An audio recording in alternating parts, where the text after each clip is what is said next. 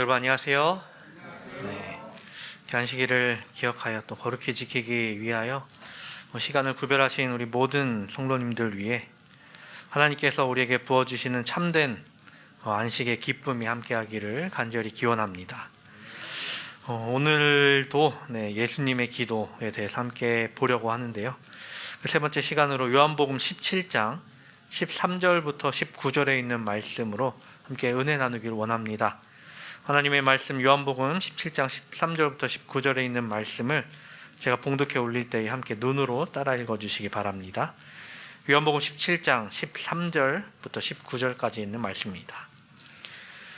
지금 내가 아버지께로 가오니 내가 세상에서 이 말을 하옵는 것은 그들로 내 기쁨을 그들 안에 충만히 가지게 하려 함이니이다.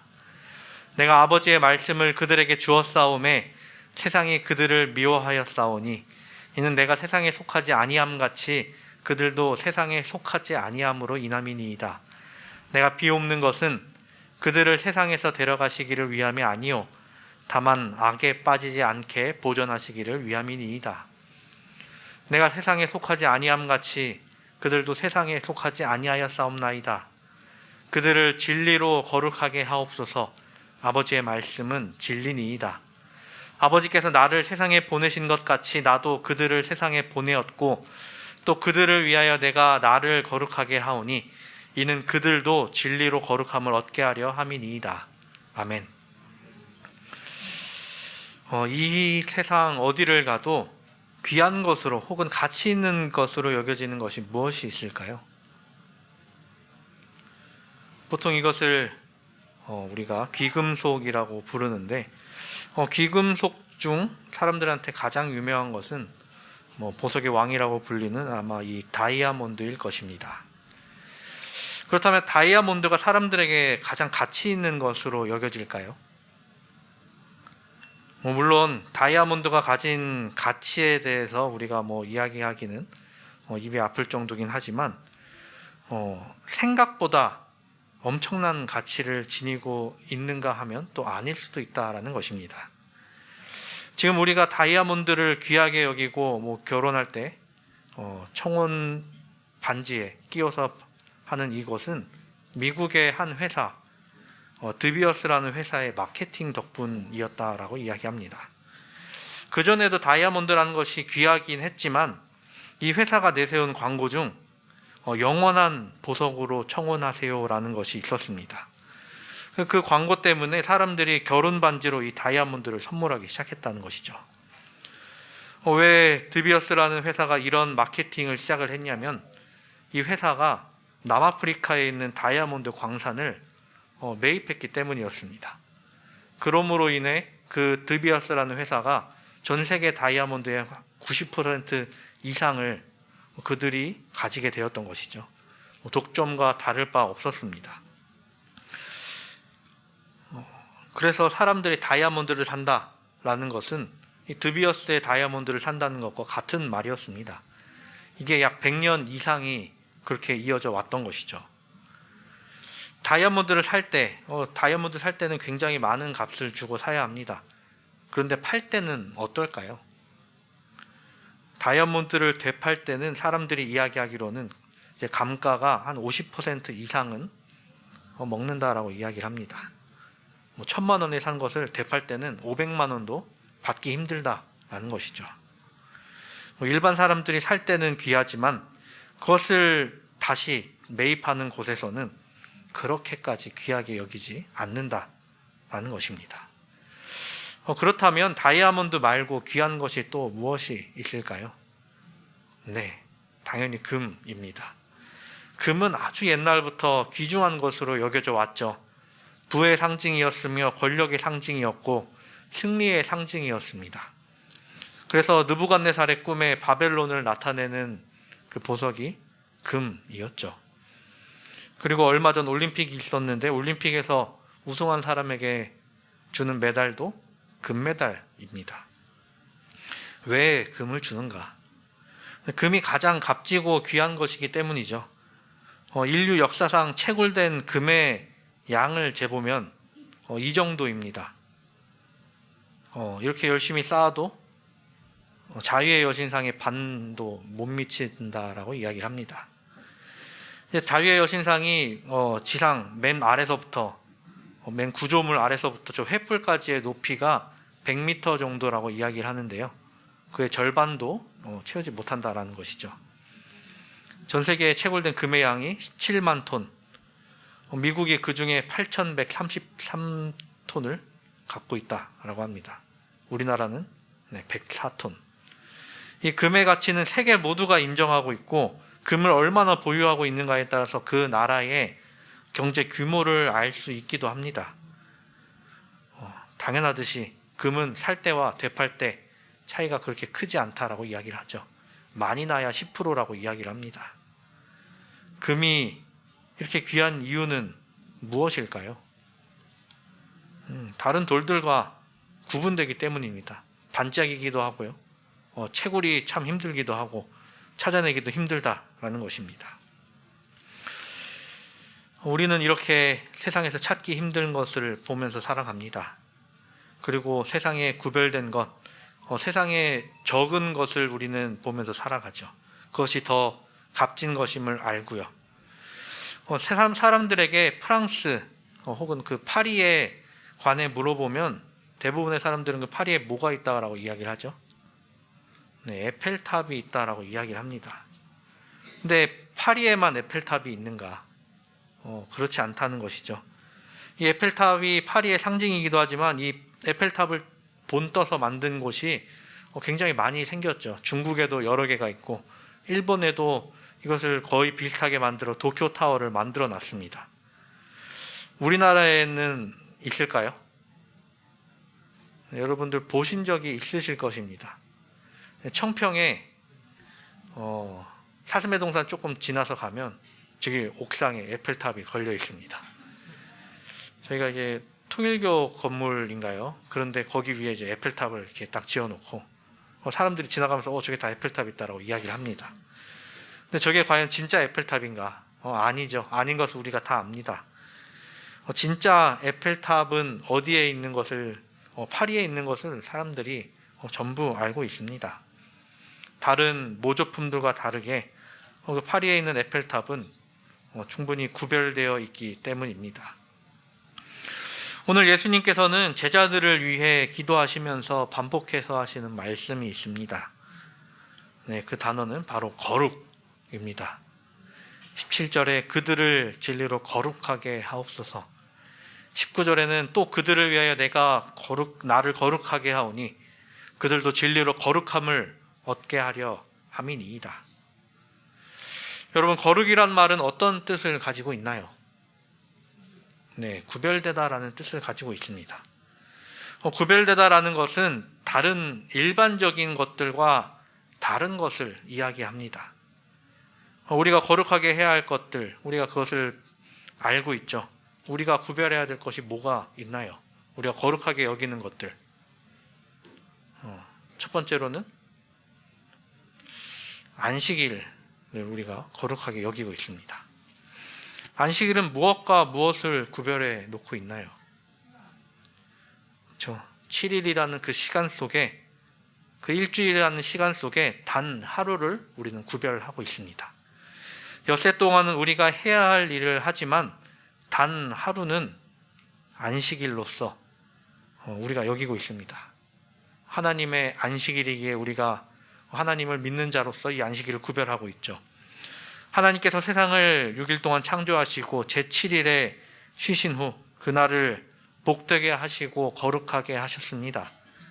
그렇게 하나님으로부터 창조받은 우리도 그날을 거룩하게 하여 지키는 것이 마땅한 것이죠. 또 우리가 구별하는 것이 무엇이 있습니까? 11조가 있습니다. 열의 9은 자신이 써야 할 곳에 쓰지만 열의 하나는 하나님께 구별된 것으로 우리가 여깁니다. 하나님께서 우리에게 허락하신 것 중 열의 하나를 돌려드림으로써 11조뿐 아니라 우리의 모든 것을 구별되게 할 수 있다라는 것이죠. 그리고 또 구별할 것이 무엇이 있을까요? 더 이야기를 해보자면 성전일 것입니다. 세상의 모든 곳이 하나님의 손이 닿지 않는 곳이 없지만 하나님께서 이스라엘 백성들 가운데 머무르시기 위해 만드셨던 곳이 성소였습니다. 성소가 거룩한 이유는 하나님께서 그곳에 계시기에 그곳이 거룩한 곳이었죠. 그런데 그것을 사람들에게 알려주시기 위해 성소 짓는 것 하나하나가 다 하나님의 명령대로 이루어졌습니다. 각종 재료며 수치며 하나님께서 알려주신 대로 하나하나 그것을 다 이루어가면서 그것이 거룩한 곳임을 사람들이 깨달아 갔죠. 처음엔 광야 생활할 땐 성소였다가 나중에는 솔로몬 때에 와서는 성전이 지어지게 됩니다. 그런데 그 성전이 무너지고 다시 스룹바벨의 성전이 지어지고 또 그 이후에 헤롯 성전을 거치면서 우리가 성전에 대해서 알고 있습니다. 그런데 예수님께서는 그 성전을 정결케 하신 일이 있으셨죠. 왜 그러셨나요? 그곳이 장사하는 곳이 되어버렸기 때문이었습니다. 하나님께서 거하셔야 하는 곳을 사람들이 장사하는 곳으로 만들어 버렸기 때문에 하나님께서는 거기에 있는 상을 엎으시고 채찍을 드셔서 거기에 있는 짐승들과 사람들을 모두 쫓아내셨습니다. 그것을 정결케 하신 것이죠. 그렇게 하신 이유는 분명했습니다. 거룩해야 할 곳이 세상과 구별되어야 할 곳이 더럽혀지면 안 되기 때문이었습니다. 그리고 그 성전이 무너지고 그 성전, 하나님의 전은 이제 어디로 옮겨졌나요? 이제 우리가 그 성전이 되었죠. 고린도전서 6장을 통해 우리에게 이야기합니다. 너희 몸은 너희가 하나님께로부터 받은 바 너희 가운데 계신 성령의 전인 줄을 알지 못하느냐? 너희는 너희 자신의 것이 아니라 값으로 산 것이 되었으니 그런즉 너희 몸으로 하나님께 영광을 돌리라. 예수님께서 우리를 값으로 사신 후 우리를 거룩한 전으로 만드셨습니다. 이렇게 세상과 구별된 것을 거룩한 것으로 만드셨다라는 것이죠. 우리는 지금 거룩에 대해 살펴보고 있습니다. 이 거룩이 구별된 것임을 우리가 함께 이야기를 했는데 이렇게 봤을 때 거룩함이란 결국 무엇으로부터의 거룩함, 무엇으로부터의 구별된 것임을 이야기하는 것인가요? 세상으로부터의 구별을 이야기한다는 것입니다. 세상의 모든 날이 하나님의 것이지만 하나님께서는 7일 중 하루를 거룩하게 하셨죠.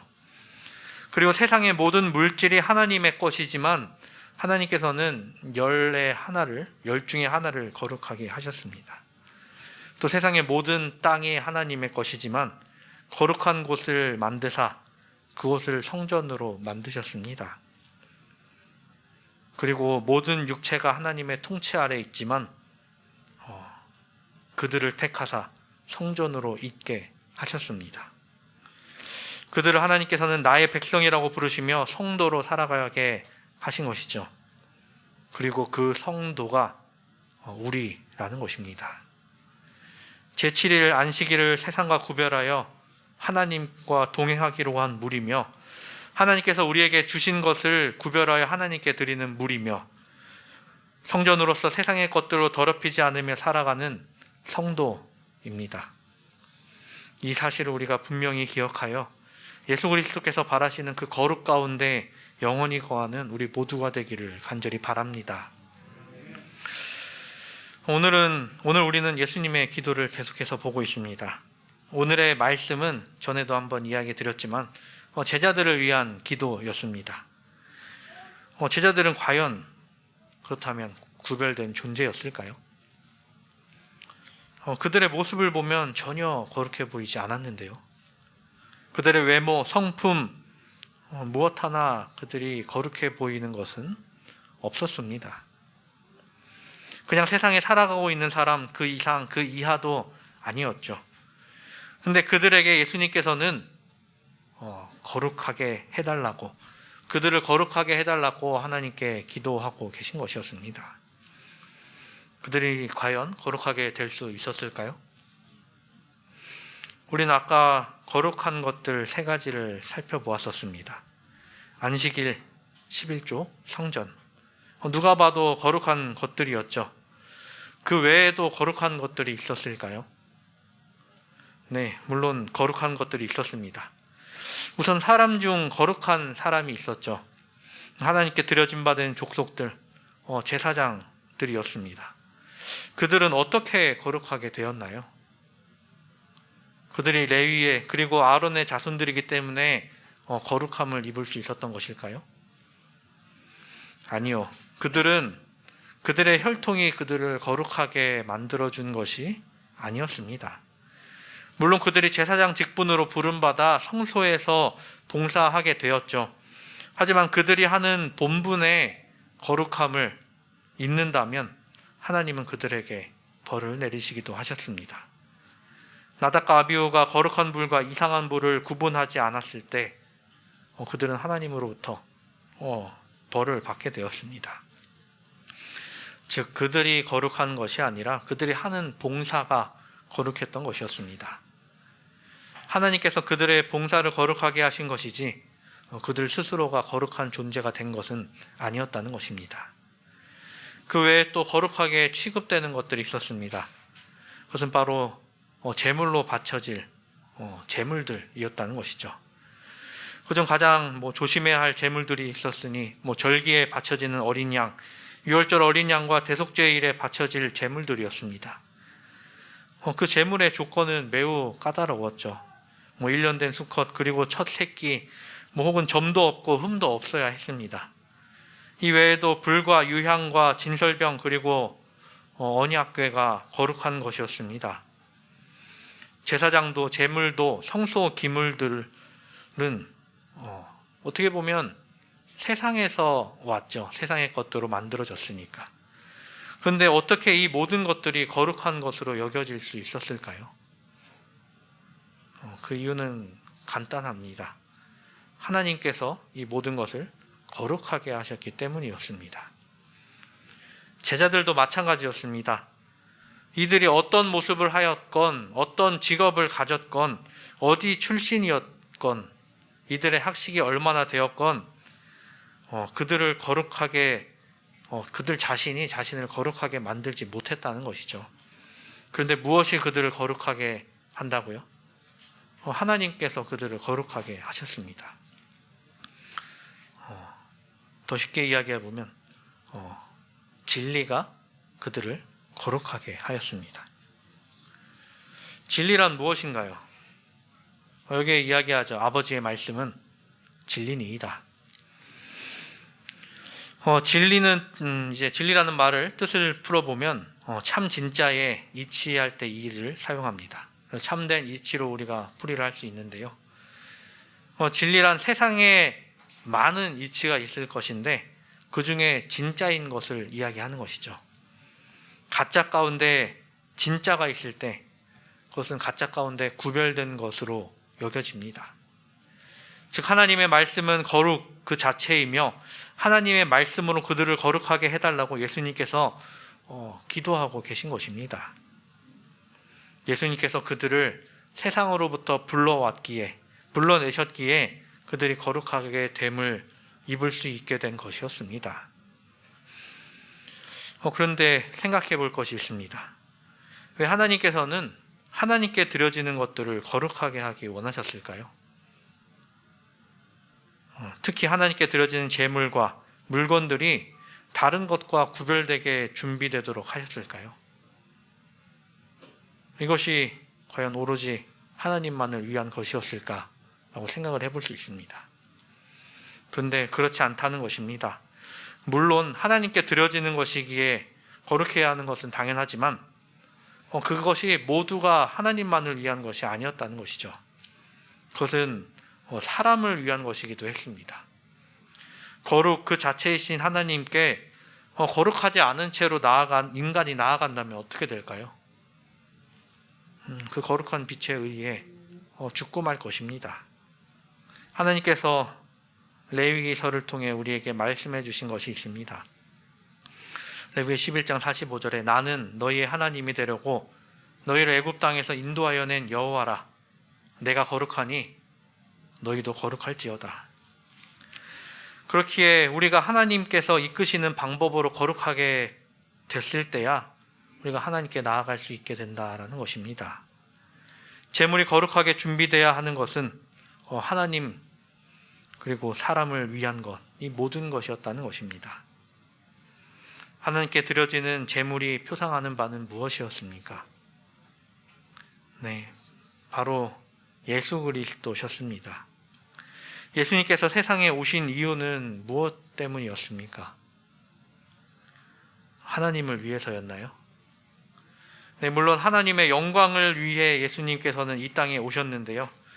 근데 하나님께서 영광 받으시는 그 조건에 대해서 이야기하실 때 그것은 바로 인간이 죄로부터 벗어나는 것, 인간이 자유롭게 되는 것, 그리고 인간이 구원받는 것이 그 안에 들어있었습니다.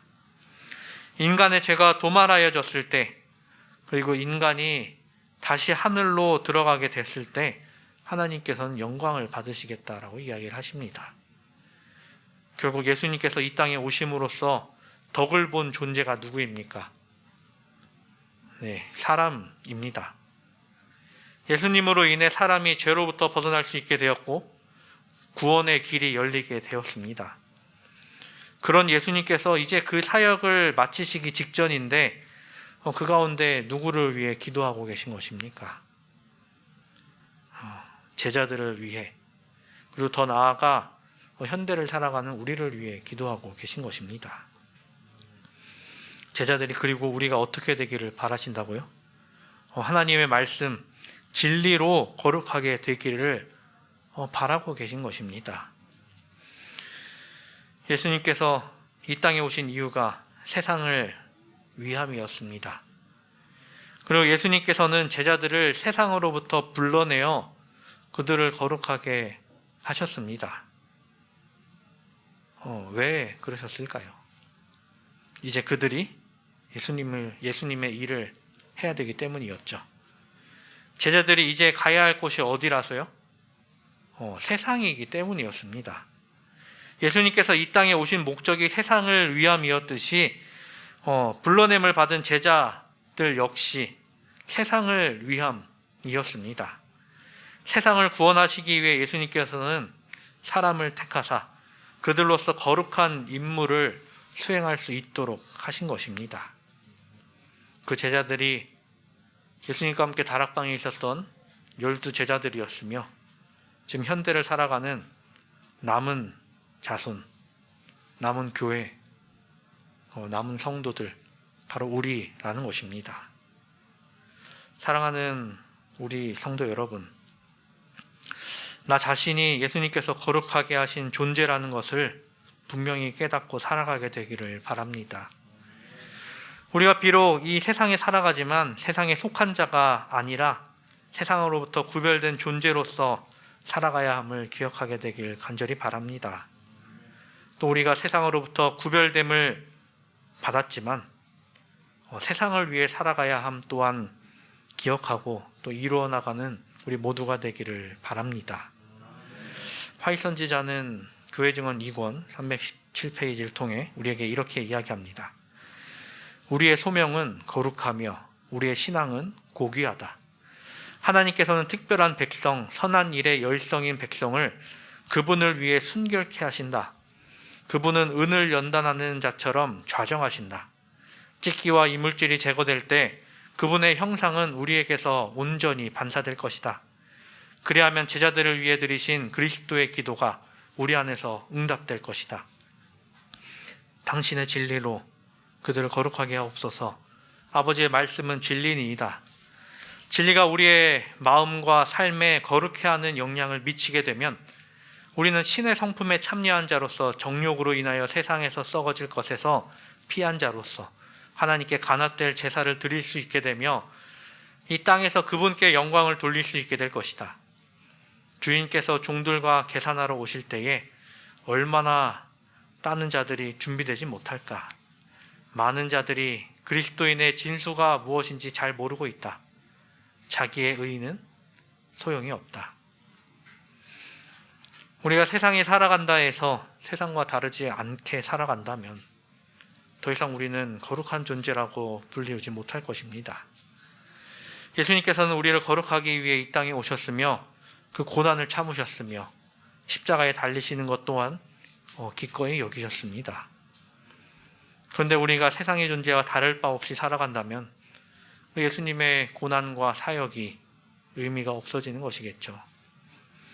예수님 옆에서 이것을 배운 베드로는 이렇게 이야기합니다. 그러나 너희는 택하신 족속이요 왕같은 제사장들이요 거룩한 나라요 그의 소유가 된 백성이니 이는 너희를 어두운 데서 불러내어 그의 기이한 빛에 들어가게 하신 이에 아름다운 덕을 선포하게 하려 하심이라. 하나님께서 택하신 족속, 왕같은 제사장, 거룩한 나라, 그의 소유된 백성, 거룩한 성도인 우리가 말 그대로 거룩한 삶을 살아가야 합니다. 그리고 그 거룩을 세상에서 실현해 예수님께서 우리에게 맡기신 그 사명을 이루어 나가게 되기를 간절히 바랍니다. 하나님께서 우리를 위해 일하시듯이 우리 또한 하나님을 위해 일하며 하나님께서 세상을 위해 기도하듯이 우리 또한 세상을 위해 기도하고 일함으로써 예수님의 제자된 도리를 이루어 나가는 우리 모두가 되기를 간절히 바랍니다. 코로나로 인해 그 외 또 다른 어려움으로 인해 우리에게 분명 어려움이 있을 것입니다. 하지만 하나님께서 성령을 통해 우리를 이끄시고 우리에게 능력을 베풀어 주실 것이기에 우리는 하나님의 말씀에 집중해 나아가기만 하면 될 것입니다. 하나님의 말씀으로 진리로 우리가 거룩하여졌듯이 하나님의 말씀으로 또한 진리로 나아가게 됐을 때 우리에게 어떤 어려움도 모두 이겨낼 것입니다. 우리가 이 땅에 살아가는 존재로서 하나님의 말씀으로 하나님의 진리로 살아감으로 언제나 하나님께서 이끄시는 그러한 삶을 살아가게 되길 간절히 바랍니다. 언제나 하나님의 말씀에 귀 기울이며 예수께서 이끄시는 대로 나아가며 성령을 통해 능력받는 우리 모두가 되기를 바라며 말씀을 마치겠습니다. 하늘에 계신 우리들의 아버지 하나님, 예수 그리스도 그 귀한 이름을 우리에게 허락하사 구원의 길을 여시고 그 길로 나아갈 수 있도록 인도하여 주신 그 은혜 감사를 드립니다. 또한 우리를 거룩한 백성, 성도로서 부르사 주 안에서 살며 주 안에서 참된 기쁨 누리며 살아갈 수 있도록 인도하여 주신 그 은혜 또한 감사를 드립니다. 하나님께서 세상을 위하여 우리를 구별하시고 거룩하게 하셨사오니 우리가 그 모든 것들을 기쁨으로 여기고 세상을 위해 또 하나님을 위해 그 거룩한 봉사를 이어나가는 우리가 될 수 있도록 인도하여 주시옵소서. 세상의 전염병과 그 외에 많은 어려움들이 그 사역을 막으려고 할 때 주님 우리가 무릎 꿇게 하시고 주의 말씀으로 서게 하사 그 모든 것들을 이겨내고 주의 사역을 이루어 나가는 우리 모두가 될 수 있도록 인도하여 주시옵소서. 우리에게 이 안식일 거룩한 시간을 허락하셨사오니 더욱더 주님을 기억하고 주님의 말씀을 바라보며 더욱더 주님께 가까워지는 이 하루 될 수 있도록 인도하여 주시옵소서. 이 모든 것 주님께 의탁드리오며 사랑이신 예수 그리스도의 이름으로 기도드립니다.